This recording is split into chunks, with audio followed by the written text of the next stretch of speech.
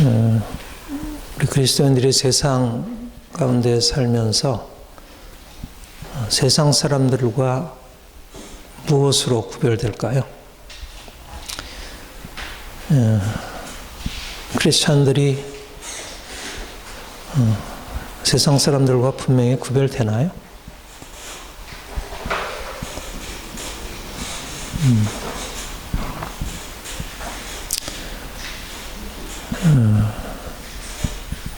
우리가 예수님을 믿고 하나님의 자녀가 되고 하늘나라의 백성이 되었지만 우리는 여전히 세상 사람들과 동일하게 이 세상 한가운데서 살아갑니다.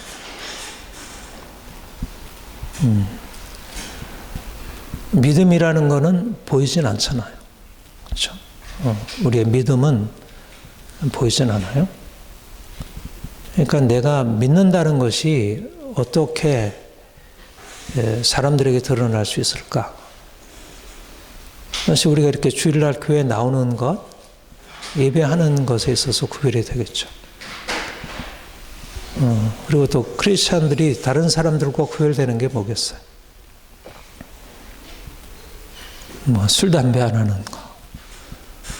드러나게. 또 드러나게 그런 방탕한 삶을 살지 않는 것. 이제 그런 게 드러나겠죠.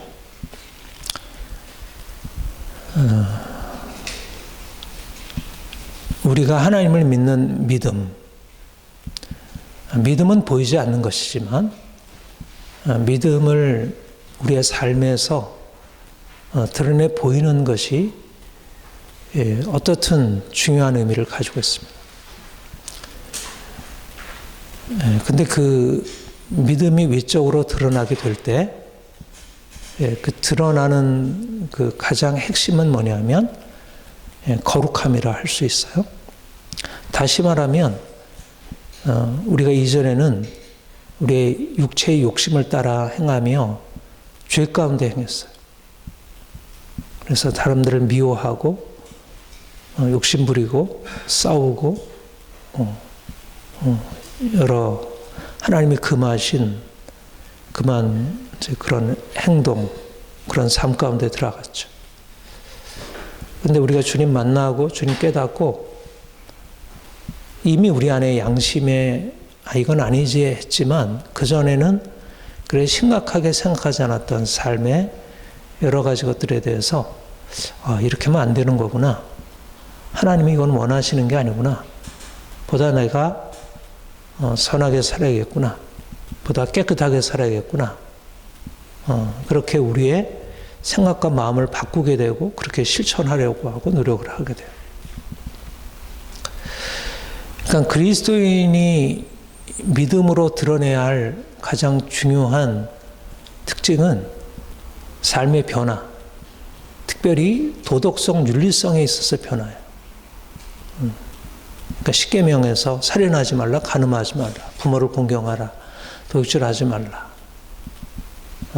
우리가 이전에 우리 육체의 욕심대로 행하며 그냥 다 허용하고 살았던 우리의 삶이 이제 거기서부터 나와서 그거를 이제 청산하고 보다 깨끗하게 좀 더 선하게 양심적으로 살아가려고 하는.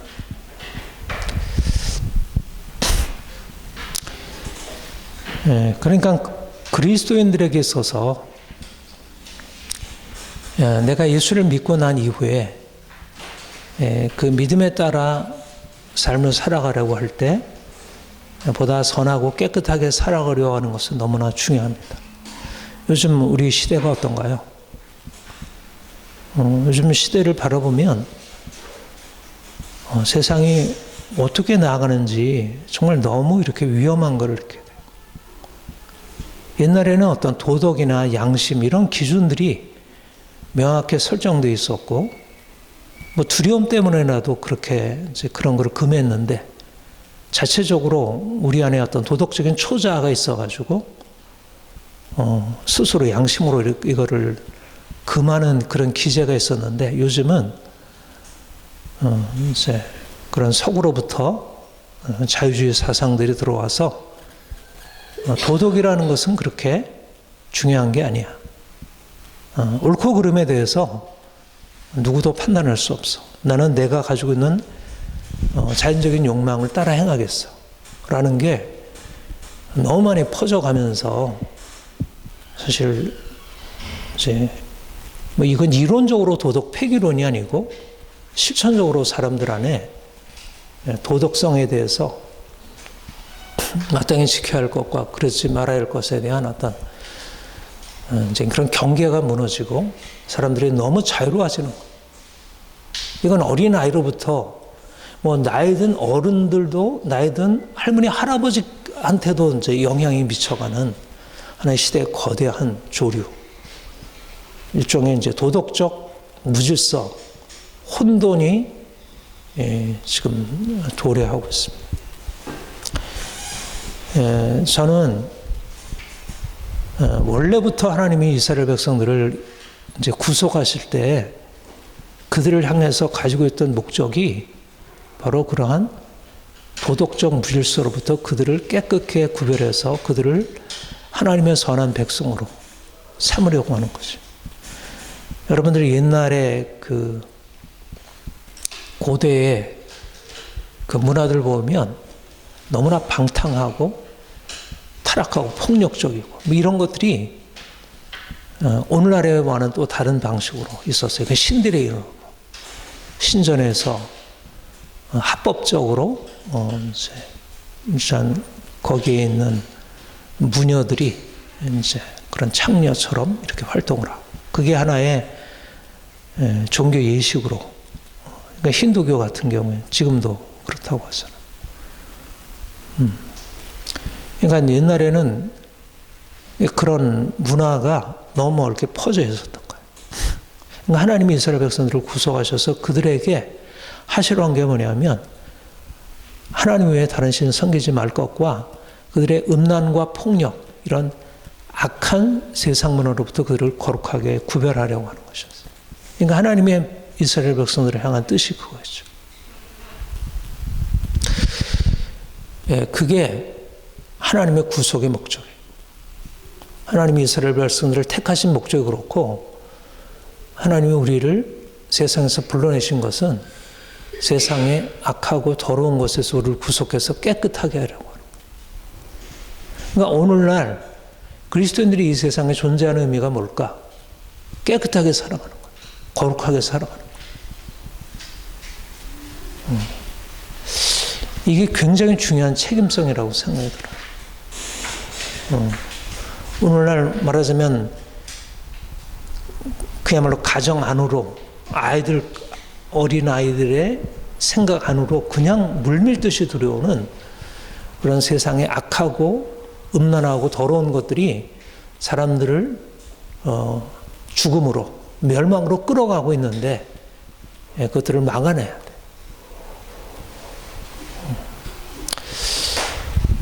무엇보다도 하나님이 교회를 향해서 말씀하시는 것은 거룩한 백성 되라는 것이고 세상을 향하여 거룩함을 나타내라는 것. 교회가 그 일을 하지 않으면 사실 세상은 더 이상 제대로 유지될 수 없을 것이라 생각이 듭니다. 그런데 이제 어떤가요? 지금 교회가 우리 그리스도인들이 세상 사람들보다 정말 거룩한가? 세상 사람들에 비해서 더 깨끗한가? 더 양심적인가? 더 정직한가? 더 순결한가? 더 욕심이 없는가? 주일마다 교회 와서 예배 드리고 나름대로 그리스도인으로서 뭐 술, 담배 안 하고 이럴 수 있지만 그러나 정말 세상 사람들과 다르게 그렇게 거룩한 삶을 살고 또 세상을 향해서 그 악한 세상에 대해서 아니라고 말할 수 있는가? 그렇지 못하다는 것. 말하자면 우리 안에 하나님을 예배하는 것도 있고 많은 종교적인 형식들이 있지만 그러나 실질적으로 삶의 능력이 없다. 그게 바로 오늘날 교회가 가지고 씨름해야 할 문제. 그러니까 말하자면 이 세상의 악으로부터도 우리가 자신을 지키는 것이 중요하지만 그 이상으로 중요한 것은 하나님을 믿는데 어떻게 우리의 삶에 있어서 세상과 다름이 없고 세상을 향해서 별로 나타나는 변화의 능력이 없을까? 이게 바로 바리새인이었던 것이에요. 바리새인들은 원래 바리새라는 말이 구별된다는 말이에요. 세상의 악한 문화로부터 자신을 구별하기 위해서 하나님만 철저하게 섬기기 위해서 그들이 하나의 새로운 집단, 새로운 사회, 새로운 문화를 새롭게 만든 것입니다. 포로 이후에 느헤미야, 에스라, 또 수르바벨, 학계에 의해서 성전이 새로 건축이 돼요. 그걸 제2성전이라고, 솔로몬 성전 이후의 성전이라고 해서 그 이후에 유대인들 안에는 철저하게 율법에 따라 살아야 한다는 그런 의식이 강하게 있었어요. 에스라가 이제 율법을 가르치고 그 위에는 회당이 세워지고 사람들이 율법을 가르치기 시작한 것입니다. 그리고 또 그 위에 밖으로부터 여러 가지 이제 신앙의 공격이 오게 되자 그들이 자신의 신앙을 지키기 위해서 철저하게 그런 거룩한 종교를 세우고자 했던 것이 바로 바리새인들의 출발이에요. 그러니까 그들의 출발은 세상과 구별되는 거예요. 세상 사람들을 거룩하고 깨끗하게 사는 것이에요. 그런데 지난주에 여러분들에게도 말씀드렸듯이 바리새인들은 예수님이 오셨을 때 가장 비판의 대상이었어요. 그들은 이스라엘 백성들을 거룩하게 인도하는 하나님의 말씀을 가르치는 교사들이고 그들은 누구보다도 이방인들과 유대인들을 구별해서 유대인들로 하여금 하나님을 섬기는 자들로 자신의 정체성을 지키도록 한 거였는데 그들이 예수님의 비판의 대상이 된 거예요. 왜 비판의 대상이 되었을까요? 그들은 그들의 내거는 목표로는 실제적으로 이방인들과 다르게 거룩하고 깨끗하게 살아가는 것을 사람들에게 가르친다고 했지만 그러나 그들의 자기 자신도 또 그들이 가르치는 것을 통해서 전혀 그런 변화를 이루지 못했다는 거예요. 문제는 그들이 믿고 있는 하나님이 결국 사람들의 삶을 바꾸는 것이었는가. 그러니까 그들은 하나님을 섬기고 율법을 따르는 자들이고 율법을 가르치고 율법을 열심히 준행하는 자들로 스스로 알고 그렇게 행했지만 정말 중요한 내면의 변화, 하나님을 섬기고 말씀 안에서 거룩하고 깨끗하게 살아가는 것을 전혀 그런 목표를 이루지 못한다는 거예요. 말하자면 오늘날도 사람들이 교회에 와서 예배드리고 하지만 크리스찬들이 교회에 와서 말씀 배우고 신앙생활 하는데도 여전히 세상에 들어가면 믿지 않는 사람과 별 차이가 없는 거예요. 직장생활 하는데도 거짓말하고 똑같이 거짓말하고 부부간에 여전히 똑같이 싸우고 여전히 아이들에 대해서 세상적인 가치관 가르치고 똑같이 살아가는 거예요. 말하자면 말씀을 배우고 하나님을 섬긴다고 하지만 그들의 가치관은 전혀 바뀌지 않아요. 말하자면 오늘날도 교회라는 이름으로 겉으로 드러나게 몇몇 가지에 있어서 분명히 구별되는 건 있지만 그러나 실제적으로 하나님이 기대하시는 것이 그들 안에 이루어지지 않고 있다는 거예요. 그게 본문의 말씀이에요. 바 있을진저 의식하는 서기관들과 바리새인들이여 잔과 대접의 것은 깨끗하되 그 안에는 탐욕과 방탕으로 가득하게 하는 것. 여러분 우리 지난번 마태복음 15장에서 제자들이 씻지 않은 손으로 음식을 먹는다고 바리새인들이 예수님께 막 제자들을 비난했잖아요. 어떻게 교육을 했길래 이러냐고. 왜 장로들의 전통을 지키지 않느냐고. 그들은 열심히 손 씻고 먹고 열심히 잔과 대접을 깨끗하게 해서 그들을 하나님 앞에서 거룩하게 선다고 생각했어요. 근데 그들은 잔과 대접의 것은 깨끗하게 했지만 그들의 손은 깨끗하게 씻었지만 그들의 내면 안에는 탐욕과 방탕으로 가득하다는 면에서는 이방인들과 조금 더 차이가 없었다는 것. 그들이 율법을 행하는 것은 외적인 것이었지 그들의 내면 안에 있는 실질적인 자신의 문제를 다루진 않았다는 것. 그러면서 그들이 자신이 거룩한 자라고 구별된 자라고 그렇게 자기를 본받도록 그렇게 행한 것입니다. 말하자면 목사님이, 장로님이, 권사님이 난 하나님께 예배하고 금식하고 헌금 많이 하고 열심히 교회 봉사하지만 여전히 내면 안에는 똑같이 탐욕스럽고 똑같이 이기적이고 똑같이 싸우고 똑같이 세상 사람과 차이가 없는 거예요. 마음 안에 있는 거는. 겉으로 드러나는 행위는 술, 담배 안 하고 나름대로 깨끗하게 하는 것 같지만 그러나 마음 안에 담겨 있는 것은 별 차이가 없다는 거예요. 외적인 모습과 실제적으로 내면의 실상은 전혀 다르다. 사람들이 보기에는 야, 저 사람은 그래도 조금 낫게 살아가는 것 같아. 좀 다른 거죠, 다른 거지. 나은 게 아니라 다른 거예요.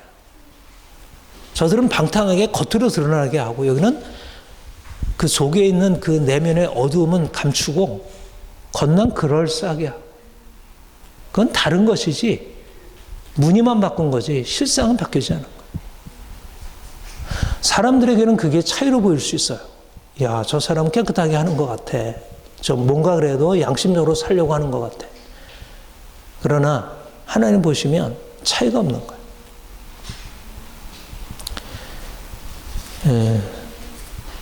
사도 바울이 로마서에서 그런 말씀을 로마서 2장에서 이런 말씀을 했어요. 무릇 표면적 유대인이 유대인이 아니요 표면적 육신 할례가 할례가 아니라 오직 이명적 유대인이 유대인이며 할례는 마음에 할지니 영에 있고 율법조문에 있지 아니한 것이라. 그 칭찬이 사람에게서 아니요 다만 하나님에게서.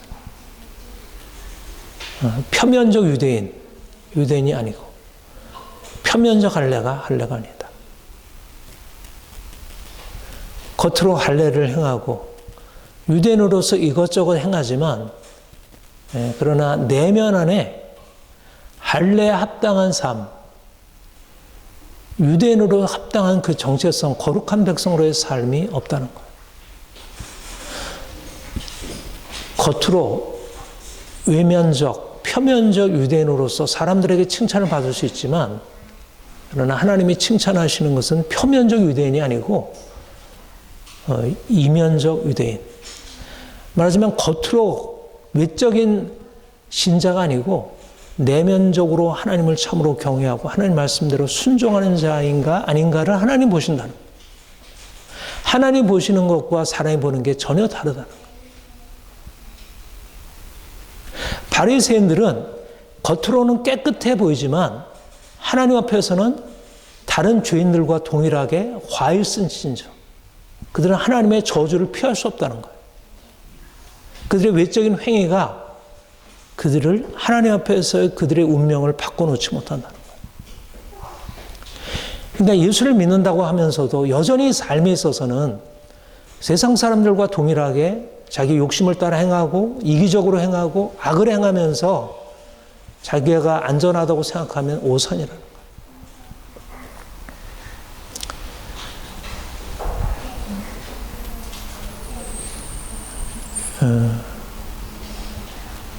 저는 하나님이 우리를 부르신 목적은 그냥 좀 다른 사람들보다 조금 더 낫게 옷을 좀 깨끗하게 입고 좀 모양을 그럴싸하게 해서 그렇게 드러나게 비난 안 받는 그런 외양만 바꾸는 그런 것으로 하지 않았다. 이게 문제가 뭐냐면 그렇게 되면 오히려 죄인 세리들은 내가 문제라는 걸 스스로 느끼고 이게 나 왜 이렇게밖에 못 쓰지 스스로 수치심, 부끄러움, 열등감이 있어요. 그러나 사실 실상은 차이가 없는데 오히려 그들 이상으로 악한데 자기 외적으로 뭔가를 바꿔놓았다는 것으로 스스로 자기를 의롭다 여기고 오히려 하나님 앞에 나오지 않은 거예요. 바리새인들은 오히려 더 자신들의 그 거짓된 의, 위선적인 의를 가지고 오히려 예수님을 배척하고 예수님을 판단하고 다른 사람 위에 군림하고 그랬잖아요. 더 악한 거예요. 드러난 죄인보다 오히려 그럴싸한 의인이 더 악한 거예요. 이게 바리새인의 문제예요. 이게 사도 바울이 씨름했던 유대주의의 문제였어요. 그들이 행위는 있는데 하나님이 원하시는 행위가 아니라 그들의 삶을 바꾸는 행위가 아니고 무늬만 바뀌어서 사람들한테 인정만 받지 실제적으로 하나님 앞에서는 전혀 인정받을 수 없는 그런 행위. 하나님이 우리에게 원하시는 것은 무엇일까요? 우리의 내면이 어떠한가? 하나님 보시는 것은 우리의 외모가 아니라 우리의 내면이에요.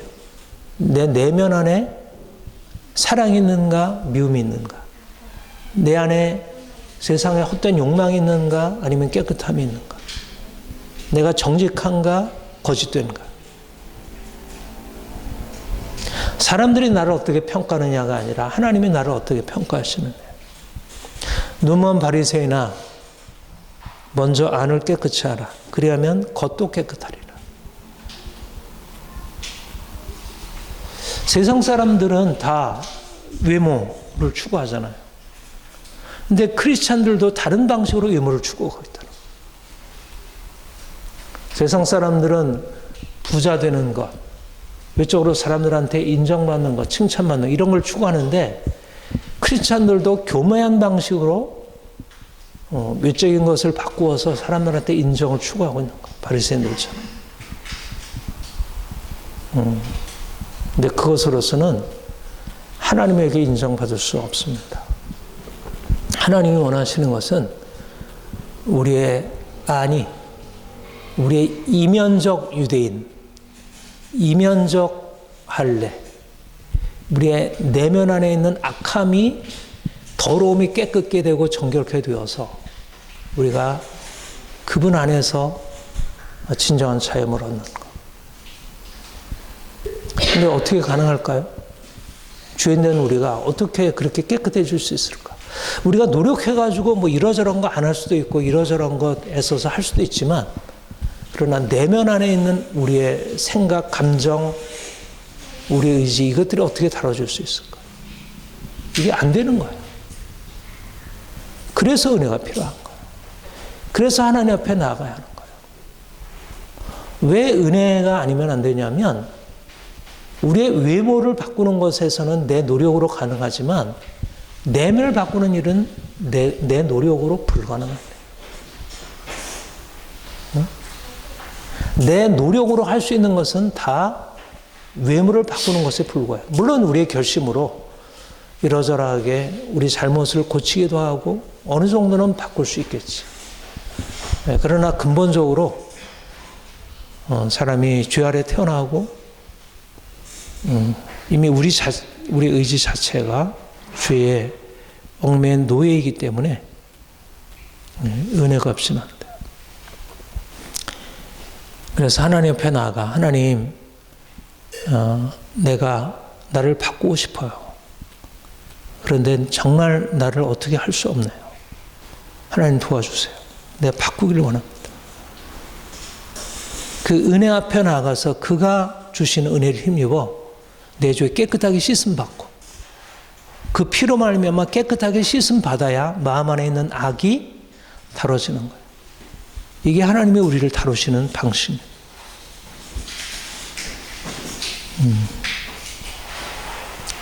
오늘날 하나님이 우리를 부르신 목적은 세상 사람들과 정말 다른 인생을 살게 하게 합니다. 세상 사람들은 자기 욕망대로 이기적이고 싸우고 다른 사람 빼앗고 그게 너무나 당연하게 보이잖아요. 그거를 자연스러운 거라고 그래요. 오늘날. 근데 그건 자연스러운 게 아니에요. 그거는 인간은 동물 이상해요. 인간은 욕망을 넘어선 존재예요. 인간이 욕망을 따라 살아가는 것도 있지만, 그런 요소가 있지만, 그러나 욕망이 우리의 삶을 주장한다는 것은 내가 하나님이 인간에게 허락하신 그 높은 하나님의 형상이라는 신분을 잃어버리고 살아가는 거예요. 하나님의 뜻은 거룩함이지 내 마음대로 원하는 대로 막 사는 게 아니에요. 근데 막 살지 않겠다고 해가지고 나를 뭐 이러저러하게 금하고 이러저러하게 나를 바꾸려고 하는 노력으로서는 나를 바꿀 수 없는 거예요. 예. 우리 그리스도인들이 세상 사람들과 분명히 그 거룩함이라는 새로운 목적을 마음에 품고 그것을 향해서 살아가요. 세상은 돈 많이 벌고, 뭐 편안하고, 뭐 이게 이제 목적이라면 우리의 목적은 하나님 앞에 하나님의 뜻에 온전히 부합하게 거룩하게 살아가는 거. 그래서 하나님의 복을 받는 거. 세상과 달라야지. 근데 세상과 다른 방식은 바리새적인 방식으로 뭔가 이렇게 우리 자신을 이러저런 외적으로 바꾸는 게 아니라 근본적으로 우리의 내면 안에 하나님의 새로운 일을 행하시도록. 이게 하나님의 본래 율법을 주신 목적입니다. 23절에 과했을 진저 외식하는 서기관들과 바리새인들이여 너희가 박하와 회향과 근처의 11조는 들이되 율법에 더 중한 바 정의와 긍휼과 믿음은 버렸도다. 하나님이 율법을 주신 목적, 그것은 정의와 긍휼과 믿음. 정의라는 말은 히브리어로 체데카란 말이에요. 율법에 순종하는 삶이에요. 그 다음에 사랑이라는 것은 여기 긍휼이라는 것은 헤세드. 다시 말하면 율법의 본래적인 정신. 하나님이 이스라엘 백성들을 구속하실 때 나타내셨던 그 하나님의 놀라운 언약적인 사랑. 그러니까 율법을 지켜 행하려고 하면 기본적으로 하나님의 사랑을 알아야 하고 그 사랑이 내면에 있어 그것을 가지고 이웃을 사랑하는 것입니다. 이제 율법이라고 하는 조문을 지켜 행하는 것 앞에 사랑의 경험, 사랑의 실천이 있어요. 그러니까 이 믿음, 이 에메트라는 이 믿음이라는 것은 하나님과의 관계야. 하나님이 내 삶의 전부이시고 그가 나를 지키시고 행한다를 알고 내가 온전히 그분께 맡기는 거예요. 그러니까 말하자면 정의와 긍휼과 믿음이라는 것은 하나님의 사랑 안에서 내가 그가 내게 명하신 대로 순종하며 살아가는 것. 말하자면 이것은 율법은 본래 하나님 사랑, 이웃 사랑을 말씀하고 있어요. 그러니까 외적인 행위이기 전에 그것은 근본적으로 하나님과의 관계예요. 하나님이 나를 사랑하신다는 것. 나 같은 죄인을 주께서 용서하셨다는 것. 그리고 하나님이 나에게 거룩한 삶을 살아가도록 명하신 것. 그리고 내가 그 명령대로 순종하고 행하면 하나님 나에게 복을 주실 것이라는 것. 이게 바로 율법이 가지고 있는 하나님의 뜻이에요. 그러니까 율법을 통해서는 무엇보다도 그러니까 하나님을 믿고 하나님을 경외하는 것을 배워야 돼요. 그러니까 율법 안에서 배울 것은 내가 외적으로 이렇게 저렇게 해가지고 사람들이 나를 어떻게 바라볼까가 아니라 하나님 앞에서 내가 어떤 존재인지, 하나님이 나를 위해서 어떤 일을 행하셨는지, 내가 하나님 앞에 어떻게 살아갈 것인지 하는 하나님과의 관계, 그 언약적인 관계가 내 인생을 끌어가는 것이에요. 근데 바리새인들은 하나님을 믿는 믿음, 하나님의 말씀이 율법이 가르치고 있는 이웃 사랑, 율법에 따라서 행하는 계명에 순종하는 것, 이거는 다 치워버리고 그것에서부터 파생된 변두리, 그 정신이 있으면 그래도 그것이 의미가 있지만 그 정신이 빠지면 아무 의미가 없는 그런 자기 노력으로 행할 수 있는 행위들, 말하자면 오늘날로 말하면 주일 성수하는 거, 11조 하는 거, 뭐 여기도 이제 11조 나오죠. 그리고 교회 봉사하는 거, 전도하는 거, 이건 내가 믿음과 사랑이 아니고서도 할 수 있잖아요. 그런 것 가지고는 열심히 해가지고 사람들한테 인정받을 수 있잖아요. 장로되고 권사될 수 있잖아요. 근데 그거는 하나님과 상관없이 그럴 수 있다는 거예요. 여전히 목사되고 장로되고 권사되지만 여전히 그들의 내면 안에는 정의와 긍휼과 믿음이라는 것이 별로 그렇게 중요하게 처리가 안 되고 있다는 거예요. 그거는 따로 치워버리고 외적으로 행하는 것은 있고, 근데 실제적으로 마음 안에 있는 것은 정의와 긍휼과 믿음이 아니라 세상적인 가치관, 세상한테 인정받는 것, 사람들한테 사랑받는 것, 돈 많이 버는 것, 내가 편안하게 살아가는 것. 가치는 똑같은 거예요. 말하자면 정의와 긍휼과 사랑, 믿음이라는 것은 가치관의 변화예요. 하나님이 내 삶의 전부가 되어주시고 내가 이웃 사랑하고 섬기는 사랑하는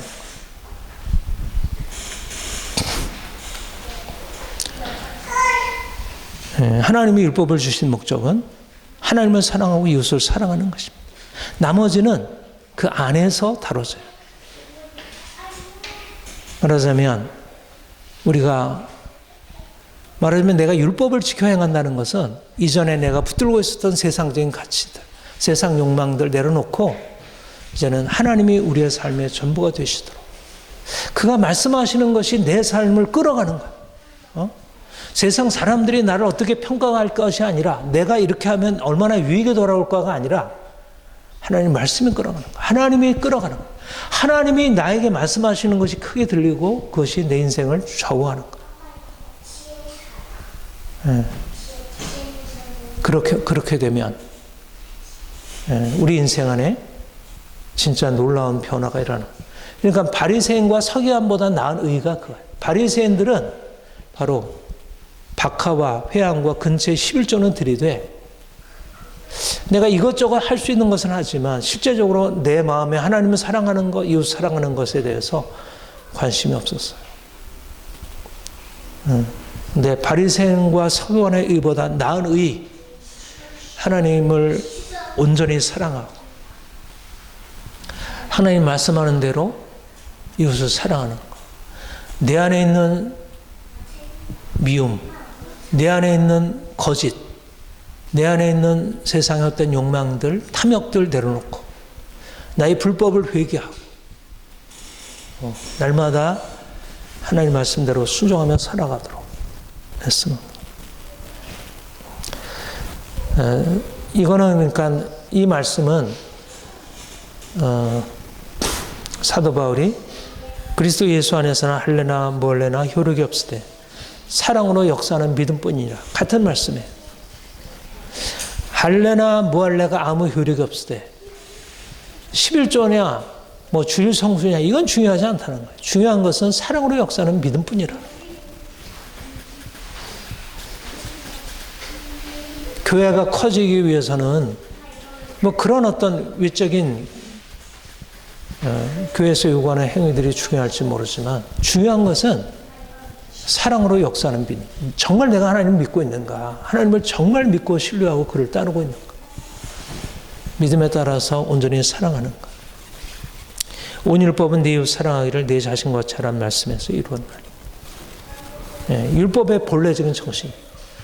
그런데 바리새인들은 율법을 가르치고 있지만 본래적인 정신은 다 빼버리고 겉으로 자신들이 본래적인 정신 없이 자신들의 생각으로 할 수 있는 것들, 그리고 사람들에게 드러나서 칭찬받을 수 있는 것을 가지고 행하는 것입니다.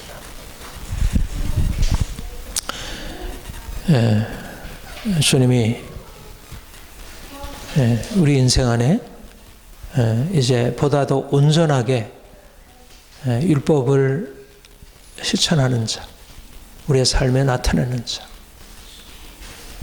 그래서 하나님이 우리 안에 살아계신 것이 이런 우리의 삶을 통해서 드러나야 할 것입니다.